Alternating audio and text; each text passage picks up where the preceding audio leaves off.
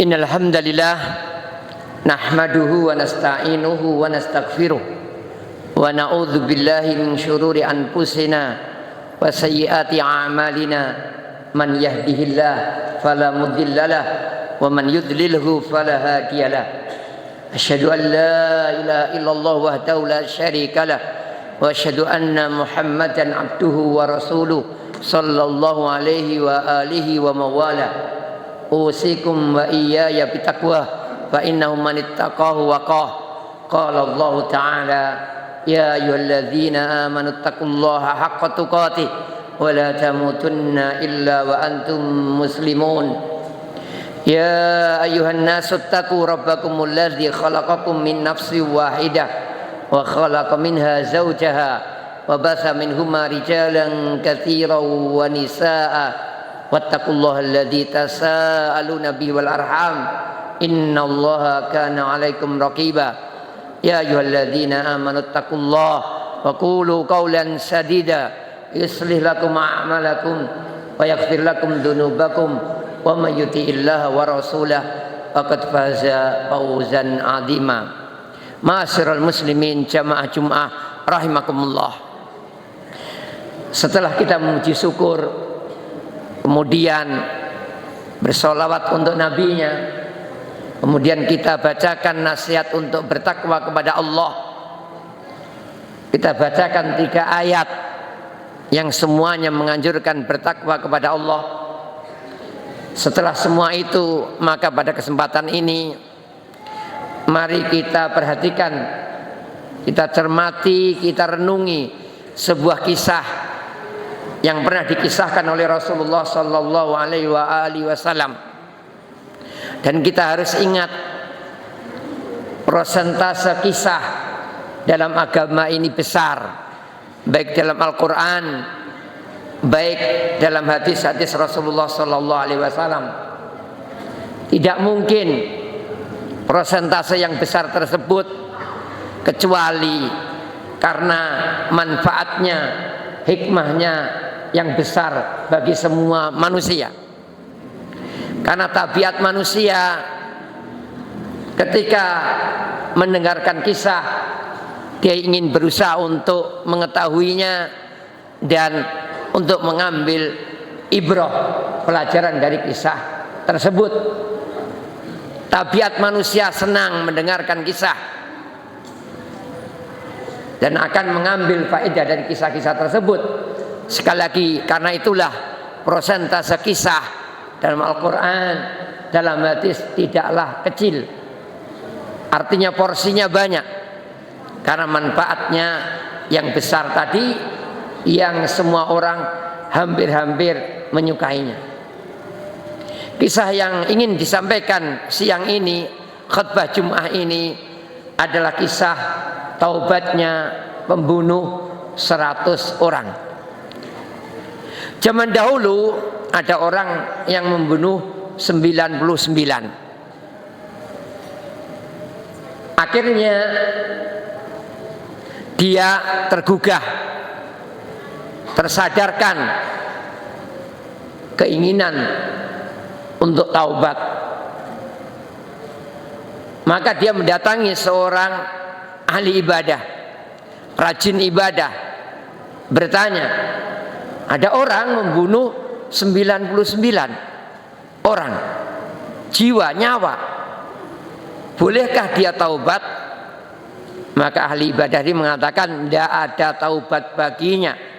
Membunuh 1, 2, 3 wajar, membunuh 99 enggak ada taubat baginya. Maka si pembunuh ini putus asa, marah. Sekalian yang berfatwa, yang menjawab tidak ada taubat, dibunuh sekalian, biar genap 100. Akhirnya dinasihati orang, datang ke sana, ada orang alim, coba tanya gimana solusi yang baik. Datanglah ke alim tersebut, akhirnya iya, tidak apa-apa. Kalau tadi pembunuh 99, tanyanya dirubah, pembunuh 100 nyawa, mungkinkah taubat? Iya mungkin, kenapa tidak? Apa yang menghalangi taubat? Allah Maha penerima taubat. namun masyarakatmu jelek, syirik, bid'ah, maksiat, intinya masyarakatmu gak baik. Coba pindah ke lingkungan yang lain. Ada suatu daerah yang masyarakat itu baik, rajin ibadah kepada Allah, pergilah ke sana, nyembahlah Allah bersama mereka. Segeralah orang ini, pembunuh ini pergi ke sana, namun di tengah jalan meninggal dunia.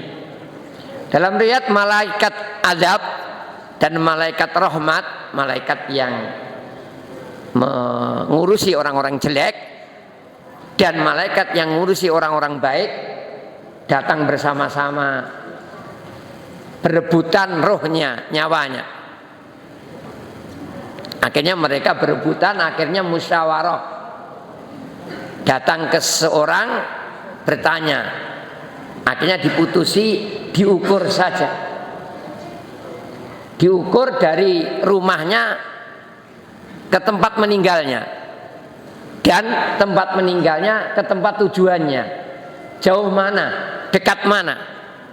Ternyata lebih dekat ke tempat tujuan, jauh dari tempat asalnya. Maka diputuskan dimiliki oleh malaikat rahmat. Beberapa faedah dari cerita ini, kisah yang disampaikan Rasulullah ini, diantaranya hendaknya orang berusaha untuk merubah dirinya. Apapun yang kita lakukan kalau memang salah, risiko apapun ketika kita merubah yang salah jadi yang benar, maka hendaknya kita lakukan. Hendaknya orang berusaha merubah dirinya. Orang yang jarang sholat jamaah misalkan, kalau dia tidak ada niatan untuk merubahnya, untuk aktif jamaah, sulit tercapai. Orang yang nggak mau mempelajari isi Quran, sulit sekali untuk mendekat kepada Quran. Jadi niatan yang kuat, azm, ini sangat penting sekali. Mari kita jangan hanya angan-angan belaka. Kalau angan-angan belaka itu tipuan syaitan. Wa yulhihimul amal fasaufa ya'lamun. Mereka tertipu dengan angan-angan. Nanti kalau tua rajin ke masjid. Ya kalau enggak tua sudah mati. Nanti kalau kaya rajin infak. Kalau enggak kaya. Nanti kalau aman, nanti kalau perang baru rajin ke masjid, Palestina misalkan. Ya kalau enggak perang-perang sudah mati, enggak pernah ke masjid.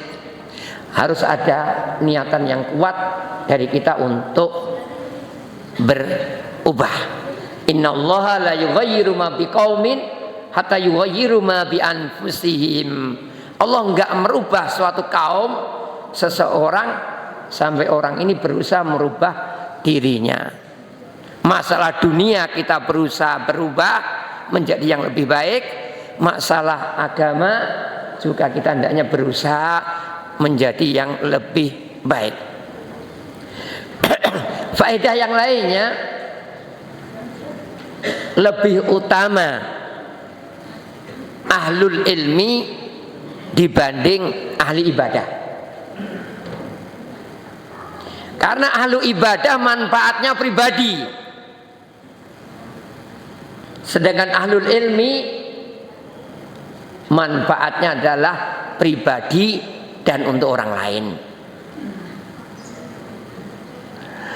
Kemudian di antara sebabnya itu, meskipun juga ada resikonya. Kalau ahlul ilmi salah, itu resikonya besar, menyesatkan banyak orang. Imam Abu Hanifah pernah menegur anak kecil main-main. Nak, hati-hati, hati-hati mainnya, nanti jatuh, nanti terpeleset. Anak kecil ini menjawab, wahai imam, engkau harus lebih hati-hati. Aku terpeleset kecelakaan kecil. Tapi kalau fatwamu meleset, nasihatmu salah, itu risikonya besar. Ribuan orang, jutaan orang dalam kesalahan tersebut. Ini memang ada risikonya. Tapi secara umum ahlul ilmi lebih baik, lebih afdol daripada ahli ibadah saja. Namun dituntut orang yang berilmu juga banyak beribadah. Dituntut orang yang rajin ibadah menambah ilmunya. Kadang-kadang orang beribadah tanpa ilmu salah.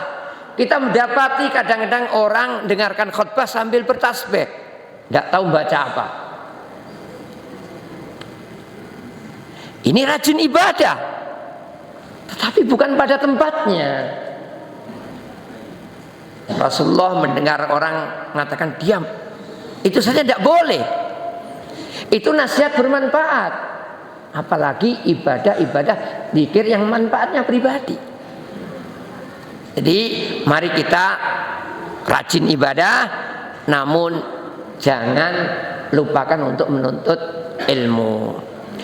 Nah, kebiasaan rajin ibadah, di antara efek negatifnya terlalu memandang rendah orang-orang yang salah, berlebihan.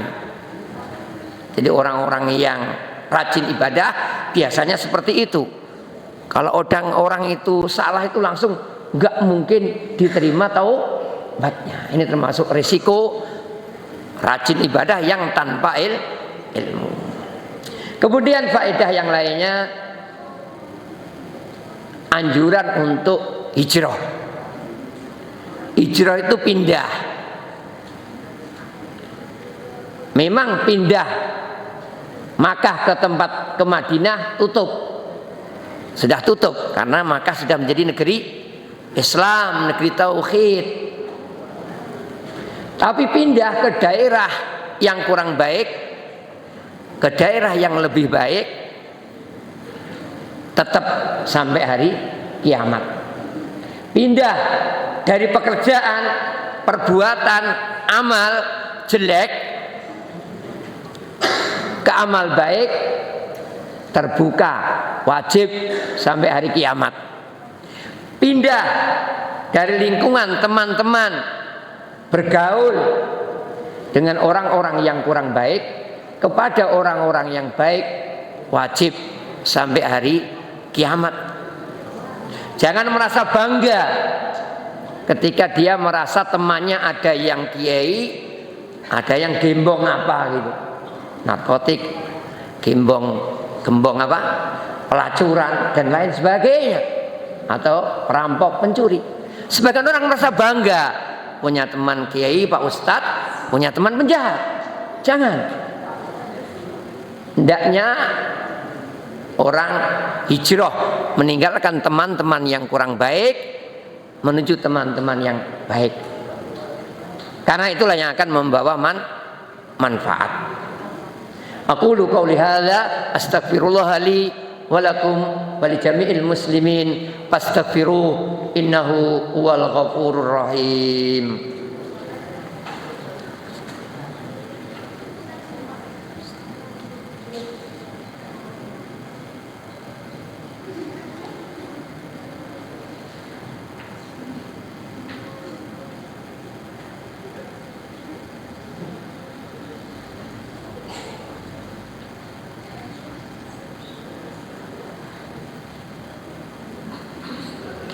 Alhamdulillahi rabbil alamin, wassalatu wassalamu ala asyrafil anbiya'i wal mursalin wa alihi wa sahbihi wa man tabi'ahum bi ihsanin ila yaumiddin.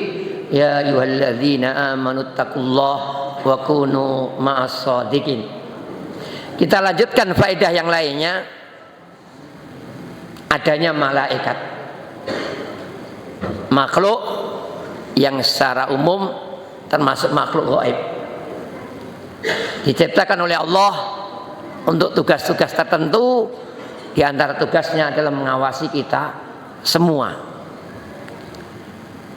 Meskipun kita ngomong iman kepada malaikat, Namun kalau perbuatan jelek kita tidak berusaha kita hindari, kita hilangkan, kita kurangi sedikit demi sedikit, maka ini bukti yang nyata keimanan kita kurang. Meskipun lisan kita ngomong amantu billahi wa malaikatihi wa kutubihi wa rusulihi wal yaumil akhiri wa bil qadari khairi wa syarrihi, kita ucapkan ribuan kali. Namun kalau faktanya kita tidak berusaha berubah, mengurangi, mengikis kejelekan-kejelekan yang ada pada kita, berarti omongan tadi belum terbuktikan. Kan berarti kita kafir? Tidak. Tapi berarti keimanan kita kurang. Kemudian faedah yang lainnya, pentingnya amal. Tidak hanya niatan, tidak hanya pikiran, tapi dipraktekkan. Nah, kemudian ada timbangan, ada penilaian. Amal itu ada penilaiannya. Itu aja isyarat saja, jauh dari tempat tinggalnya atau jauh dari tempat tujuan itu contoh saja. Kebetulan dia jauh dari tempat tinggalnya, sudah mendekati tempat taubatnya, akhirnya dibawa oleh malaikat ar-rahmah. Bagaimana kalau dekat dengan, seandainya kejadiannya dekat dengan tempat tinggalnya, masih jauh dari tempat tujuan? Ini semua tergantung seseorang tersebut. Apa alasannya? Kalau karena dia memang menunda-nunda, jadi kita itu terlambat gara-gara menunda-nunda, gara-gara ini itu, maka kemungkinan kita juga layak kalau mendapatkan hukuman. Tidak bisa nyalahkan orang lain ketika kita mendapatkan hukuman. Paman wajada ghaira dzalik fala yalumanna ila nafsahu. Kalau dapatkan selain itu, dalam hadis itu dapatkan kebaikan, muji Allah. Kalau enggak gitu, ternyata nilainya itu kurang, jangan nyalahkan orang lain, salahkan diri sendiri. Karena kita diberi kemauan, diberi kemampuan, tinggal kita mau enggak meneruskan nurani, naluri yang baik yang ada pada diri kita, dan meneruskan amal-amal, beramal yang baik bagi kita dunia atau akhirat. Demikian khutbah yang bisa disampaikan, mudah-mudahan bermanfaat.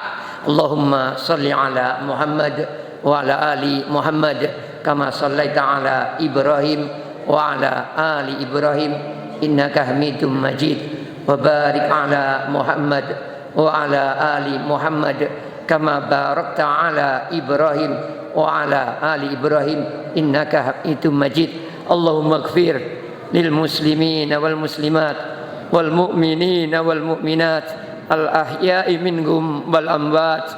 Rabbana dhalamna anfusana wa illam taghfir lana wa tarhamna lanakunanna minal khasirin. Rabbana la tu'akhidna in nasina aw akhtana. Rabbana wa la tahmil alaina isra kama hamaltahu alal ladzina min qablina.